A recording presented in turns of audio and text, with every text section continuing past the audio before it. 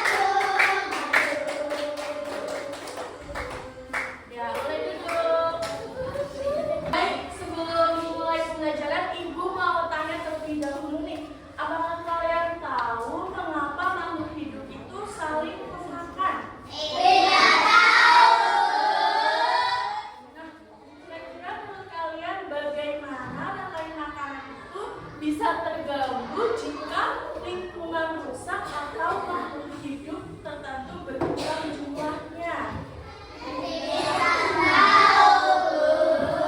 Ya, kayak tadi Ibu mau tanya, apakah kalian tahu siapa saja yang berperan penting dalam menjaga keseimbangan rantai makanan?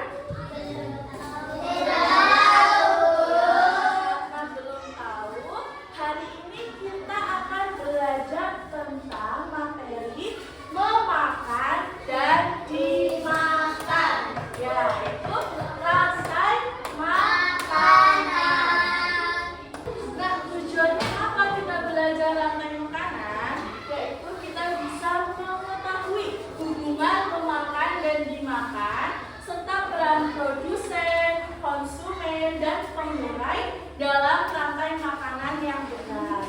Nah, tujuan yang kedua adalah kita bisa mengidentifikasi dan menyusun contoh rantai makanan di lingkungan sekitar dengan urutan yang tepat. Oleh karena itu, kita harus semangat untuk mempelajari rantai makanan. Nah, selanjutnya Ibu akan menayangkan materi tentang hubungan memakan dan dimakan dalam ekosistem.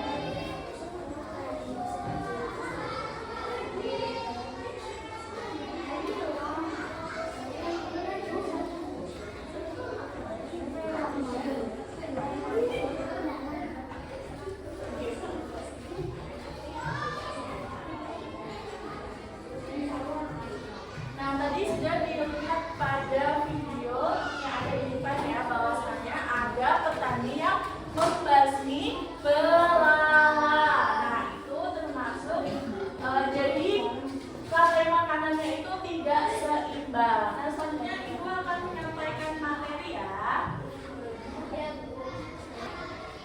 Ini adalah materi rantai makanan. Yuk, kita simak ya. Apa itu rantai makanan? Ada yang sudah tahu?